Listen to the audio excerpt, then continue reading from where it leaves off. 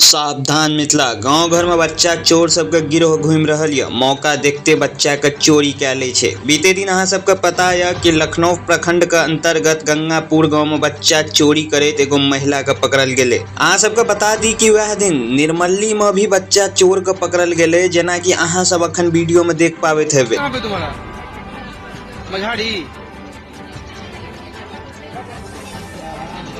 हाँ, अब आप पीछे बैठिए। चोरवा भी है, बच्चा फैमिली साथे है। फिलहाल दोनों जगह के बच्चा चोर के हिरासत में लायल गेल छै। हम पहले भी कहना रहूं कि एकरा सब के पूरा ग्रुप रहे छै। अहाँ सब गोटे के अगर याद हुआ है तो एक बेर किडनी चोर के दहशत छले, गांव गांव में एगो डर का माहौल बन गेल छले, तो कहीं फिर से वह ग्रुप तो सक्रिय नहीं भ गेले। अगर एहन बात छै तो डरना जरूरी छै, एहि दुआरे कि पहले से सतर्क रहबे, अपना बच्चा के सतर्क रखबे, ध्यान रखबे। बाकी अहाँ सब की सोचे छिए जरूर बताएब, और वीडियो के अहाँ सब जानकारी के लिए जे छै और भी शेयर क देबे।